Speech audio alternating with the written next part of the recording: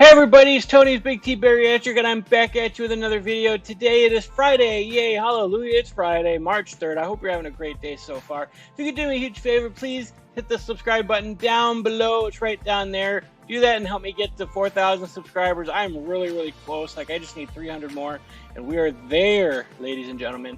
Also, tonight I'm being interviewed by Kayla Shea, the one, the only, the beautiful Kayla Shea, and she is going to make a video of questions that she's going to ask me about my journey and how I started and things like that. So I don't know what these questions are. I told her to keep it mysterious, so I wasn't prepared with any answers.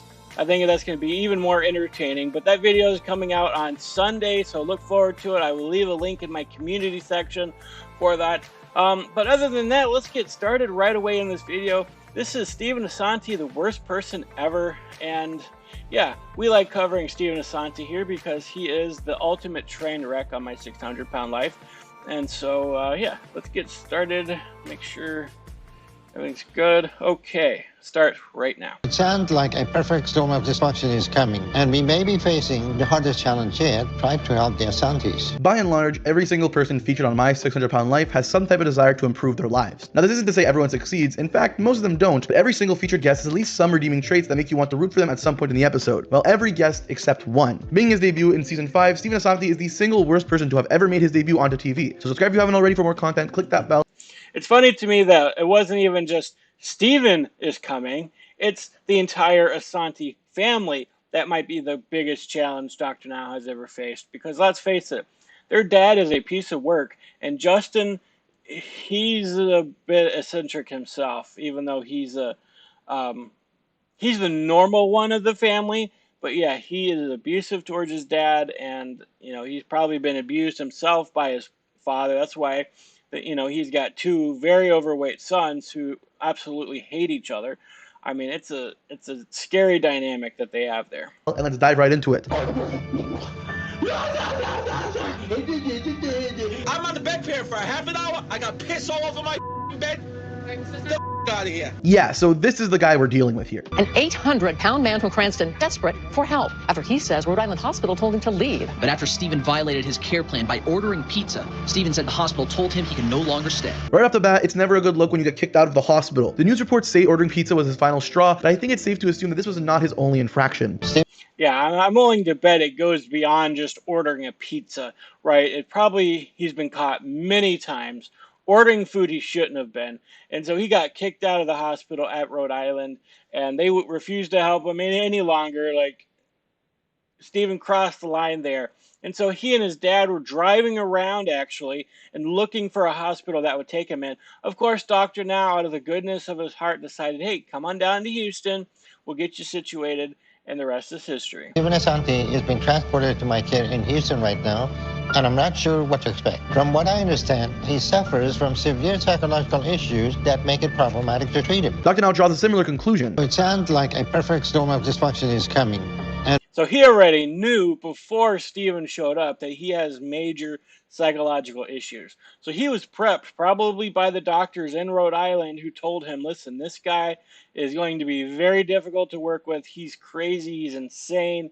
And, you know, drnow probably saw some of his videos. I don't know. And we may be facing the hardest challenge yet. Try to help the Assantis. At the time of his interview, drnow has not met Steven face to face, but you can already tell that there is a major personality issue here. I have moments where I yell a little bit, or I'll just have trouble controlling my attitude. Now, let's give credit where credit is due. Steven is acknowledging that he has an attitude issue, and the first step to fixing any problem is admitting that the problem exists. One day I happen to open up that closet, and I see 10 piles of empty pizza boxes in here. I said, let me tell you something, it's going to stop. But he wanted his way. I had a moment like that, and I'm absolutely ashamed to admit it, but yeah, there was a time when I was living alone, and I was very lonely, and someone came over, and I had a stack of like 10 pizza boxes, because I just kept ordering pizza.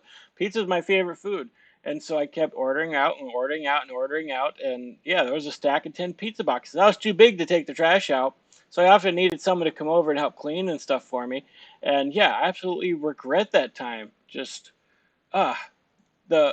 one of the things they don't often talk about is how filthy a place can get, especially if you live alone and you're that size. if it wasn't for a lot of these people being married, like their homes would be littered with trash. I mean, just trash all over the place. You're not able to bend down and pick stuff up off the floor. And so you order out, you get all these bags, you get all these extra boxes and everything else. What are you going to do with them, right? Your trash is going to be overfilled. They're going to end up on the floor. And so, yeah, I've had many times where I've had people come over and clean up for me because I can't clean, like dishes in the sink that are growing mold. I mean, it's just utterly disgusting, the life that someone at my 600-pound life, somebody who's 600 pounds lives. And that's a side that you often don't hear about too much. And I absolutely lived it, and it's part of what helped me decide that I needed to get help, right? I needed to get the weight off because I was tired of not helping my mom, because she moved in with me a few years ago to help me do some of these things. And now that I've lost weight, I'm able to do it. I was cleaning the dishes and cleaning the kitchen last night. I take the trash out. I vacuum the floor. I do all the things that I couldn't do before that my mom was doing. So I've really taken the pressure off of her losing this weight. And so just realizing that big of a problem was in my life, that I couldn't even clean after myself and I had to have friends and family come over and do it for me. I mean, that is a rock bottom moment. He used to threaten me and say, look, if I don't eat, I'm going to call the police on you. As if those earlier clips weren't proof enough, Steven's own father gives a pretty damning description of his son's behavior. Sneaking food is by no means uncommon on this show, but threatening to call the cops and claim abuse, yeah, I can't say I've seen that too often. We've been on the road for a few hours now. Steven is officially on the road to Dr. Now's office, and the trip immediately runs into some issues. I had 4 a.m. breakfast, and then I pretended like I didn't have 4 a.m. breakfast, and then I had breakfast again. Look, if you're traveling for weight loss surgery, maybe you shouldn't be sneaking 2 breakfasts on the same trip. And look, at a 4 a.m. breakfast because you couldn't stand to wake up and not eat immediately.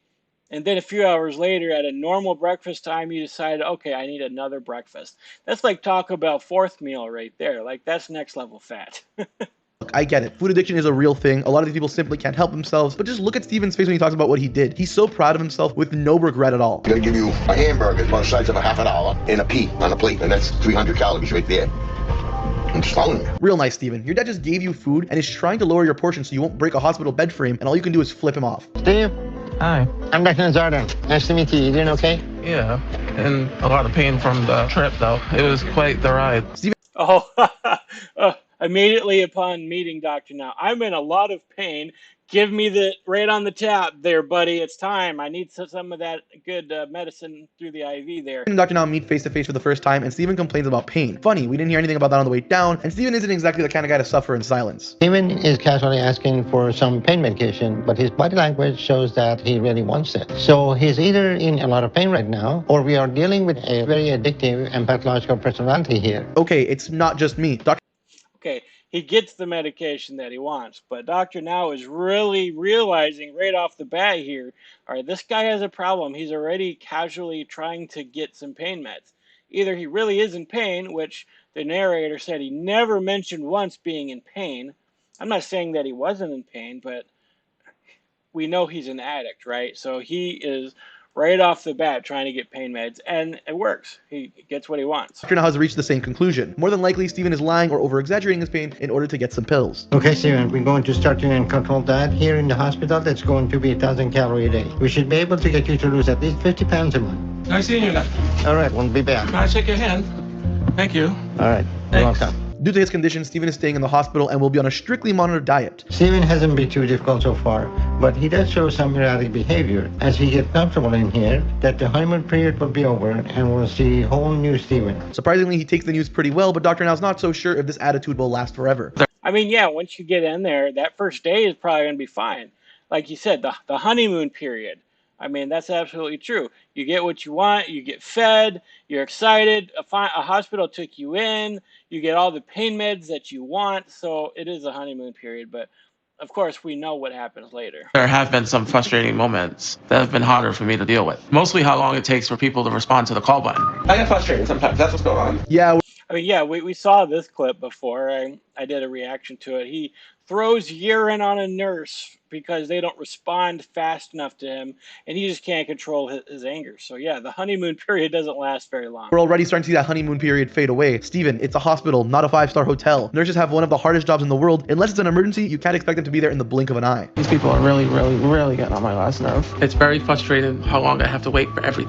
You're getting on their last nerve, Steven. I mean, come on. I have to call them and check on things when nothing happens. You can tell a lot about a person by the way they treat those that work for them, and Steven's atrocious behavior really tells you everything you need to know about him as a person. But trust me, we're just getting started. Over the past month, a lot of his pathological behavior started to come out. He's become abusive to hospital staff, and he expects everybody to wait on him hand and foot. Dr. Now's reaction here tells me that Steven's behavior isn't being manipulated by TV editing, it's just the type of person he is. And I'm not liking what I'm hearing. At times, you know, I sometimes I get frustrated. If I act like a kid, I want you to treat me like a kid. Once again, Steven acknowledges that what he's doing is wrong. Yeah, that's one of the worst lines I've ever heard on the show. If I act like a kid, I want you to treat me like a kid. Like, I'm going to throw a tantrum because I want that popsicle, and if you don't give me that popsicle, well, I'm just going to throw an even bigger fit. It's like, you give me what I want, you get it to me right now. Like, that is ultimate childish behavior. So I imagine there's some pathology there. I guess, if I remember correctly, he lost his mom at a younger age or something like that. His dad wasn't always around in his life. So it was, you know, he didn't get to grow up and have a normal childhood. And so that carried over into adulthood. He wants to be taken care of. And that's why he absolutely refuses to lose weight. It's because he wants people washing him and feeding him and giving him everything that he wants, meds. And, you know, he enjoys being taken care of like a child. But he makes no effort to improve in any way, shape, or form. I don't want to hear of this issue again. And if I do, then this is going to be a very different conversation. Dr. Now has officially set an ultimatum. Shape up or get out. Let's see if Steven has what it takes to make the change. After Dr. Nasruddin talked to him, Steven didn't change at all. He keeps bothering, he keeps calling. Yeah, that's no surprise at all. Think about all the crap nurses have to put up with in the medical field. It's never a good thing when someone in that type of high-stress job says your attitude is a problem. I never seen any patient like Steven. He asking for pain medicine every 15 minutes, and then he spilled urine on the floor. I'm just really upset, okay? Yeah, I mean, that's absolutely horrible. I mean, just think, Steven. You could have had everything that you wanted. Food brought to you. You could have been treated on hand and foot. Gotten the pain meds that you desperately desired. If only you had just calmed down a little bit and understood that nurses aren't bellhops. They're not servants.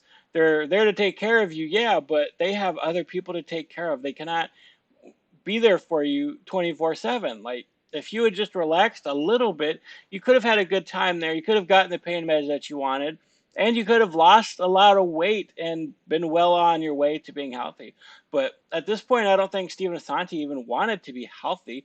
He just wanted to take advantage of the hospital, take advantage of a situation, which makes him one of the worst people I've ever met. I've never met him, but you know what I mean. Worst patient ever, and that is not an award given lightly. Just imagine how awful you need to be as a human being to spill your own urine all over the room because professional healthcare workers aren't waiting on your every whim 24/7. Steven, what's going on with your behavior? I know that, and I apologize for it. Apology means nothing. At this point, there's nothing I can do to help you. So you're done here. Dr. Now does not make threats lightly. For maybe the first time in his life, Steven is face to face with consequences of his own actions. He's out of the hospital, and let's see how he handles the news. And that's the thing too, is like, he wants to be treated like a child.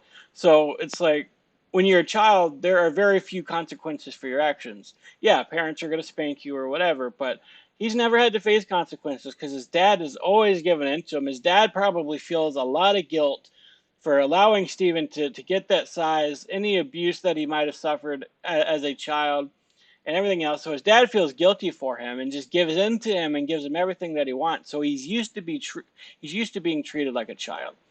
And so now for the first time as an adult, he's facing real consequences. But maybe not the first time, because this isn't the first time he was actually kicked out of the hospital. So this is the second hospital he's actually been kicked out of that we know of. I've been doing good and everything, please. I've been good. I swear, I apologize to everybody. Begging and crying? Come on, Steven. At least you still got your dignity. And by the way, I've seen better acting in Hallmark Christmas movies. Steven is so far off the chart from what we have ever experienced that there is no systematic approach to him, aside from how you teach a child to behave. Dr. Now basically mirrors what the nurses say. Steven is the worst patient they've ever had, period. And think about that for a second. Dr. Now specializes in this field. My 600-pound life had been on for 5 seasons by this point, and he had been working with food addicts long before the show hit the airwaves. Of the literal hundreds of patients in his his career, Steven is the only one to be this much trouble. Steven, you're lying about everything you're doing. So here's what we're going to do. I'm suspending you from the weight loss program. You're going from here to a drug addiction program. Because right now, there's nothing we can do to wake you up. Good for Dr. Now for forcing Steven into rehab, but everybody knows that rehab only works if the person going has some desire to change. I just call a non-emergency ambulance, and the hospitals can't turn me away because what I use for excuse. So as long as I tell them my pain was over an 8 on a scale of 1 to 10, then they have to treat me. And when they give the injection through the IV, like, I'm on another planet. Again, this is a shocking level of... Yeah, I mean, he totally understands how to manipulate the system. As long as he says his pain is over 8, he gets treated, he gets pain meds, and that's it. There's really nothing else to that discussion. He gets what he wants, and you know, someone his size has been abusing the system for years. And as we know later on, he eventually goes to almost every emergency room in the city of Houston. And let's face it, I grew up there. I know there's a lot of hospitals in the area. Of self-awareness coming from Steven. He doesn't deny or explain away his actions. He knows what he did was wrong, and he gives a pretty strong account of how he managed to cheat the system. If this were anyone else, I'd take this as a positive sign that he might be able to change his ways, but I've seen enough of Steven at this point to know that this is probably not the case. I've been here for a week, and they say now the drugs are out of my system, and I'm free to go home. Steven is back on the outside after his detox. That's the worst time, right? I told you guys before, I got addicted to taking Vicodin, and I got to a point where I needed 6 at a time just to feel anything from it. And this was at a time when I was trying to diet and exercise. I was losing a bunch of weight, but because I didn't have that food to cope with, I was being watched over strictly by a family member, which was great. You know, I was losing weight, but also at the same time, it's like I needed to replace that addiction to food with something else. And so that became Vicodin. I was in a lot of pain. I did fall down and hurt my knee. So that's what got me onto Vicodin. And I just kept saying, well, my knee hurt, and making up excuses and just to get more meds. But yeah, when you stop taking it, I decided like I was going to go cold turkey. Like I was watching a lot of Dr. House, okay, and he talked a lot about how his Vicodin addiction would kill him one day. And that kind of woke me up. And I'm like, okay, he's not taking 6 at a time. So my addiction is pretty bad right now. And I need to get off of this. So it's like I took a weekend, I cleared my schedule. I'm like, I'm going to stay in bed. I'm going to be miserable. I'm going to get off these pills. And I did it. And yeah, I've taken a few pain pills from time to time, especially after surgery, of course. And I've had no problem. So I've not run back to any kind of addiction since surgery, since I don't have food as a coping mechanism, because I am in a much better, healthier mindset than I've ever been in my whole life right now. So I'm so excited for my future. And yeah, things are going great right now. And I'm sure we all know how this goes. There's no Suboxone here whatsoever. I can't believe this. Princess didn't drop it off like she said. How does anyone expect me to do this if I don't have what I need? Yep, Steven's triumphant return to his apartment is off to a terrible start. The medicine's not ready. They need your insurance information. Right now, you are looking at 150 total. You have no idea what I've been going through, okay? In that psych ward. Well, you're gonna hear me, and you're gonna hear me now. I need $150 to fill my treatment medicine. I will. Oh, man. He is not learning his lesson at all. He's screaming at his dad. Like, you're going to listen to me right now. You're going to give me $150 because that's what I want. It's like, oh, man. Relapse if I don't have that medicine here. God, this guy is actually just the worst. Your dad has given you far more chances than you deserve, and this is how you treat him when you ask for money? Come on, dude. The drugs are important. Nobody's denying that. That's not how you ask. And I just need, you know, a refill to help me out, like, with working out. You actually asking me for pain medication? Yeah, I want to work out 2 times a day. Asking for drugs? Serious? I've been there, too. I've been like, you know what? Working out is very painful for me. The standing, the walking, lifting weights, doing all that is very painful. And if I just had some kind of a medication, then I'd be able to work out. But as of right now, I'm too sore to work out. Like I've used that before, back when I was addicted to Vicodin. Like that was one of the excuses I had for why I needed to keep taking the pills. It's like I'm trying to lose weight, trying to work out, but my body's in so much pain. But that was true, right? I was in pain trying to work out. I'm in pain now because of biomechanical issues. My neck hurts, my back hurts just sitting here right now. And so, yeah, it's true. When you're big and you try to work out and you're trying to lose weight, it's going to be painful. But you got to try not to run back to anything that's going to keep you addicted. Seriously, what do you think was going to happen there? Past month, how many times you went to emergency room? Maybe 5 times. 5 times in a month. And of course, Steven's still pulling his ER stunts, because of course he is. Of course, there's a lot more to the Steven Assanti story, but oh man, he's definitely one of the worst people on the show. One of the worst people with the worst behavior I've ever seen in my life. I mean, I'd be hard pressed to find somebody different. I might have to create a poll on the community section and just be like, who is the worst person on my 600-pound life? I'm sure everybody's gonna say Steven, but there's Lisa, there's Penny, there's a bunch of others on as well. But anyways, that's my video for today. I hope you enjoyed it. Yeah, I hope you have a great weekend. I will be back tomorrow with another video, and leave a comment down below. Let me know what you think about this. Leave a like and subscribe if you haven't done so. I really appreciate it. God bless you all.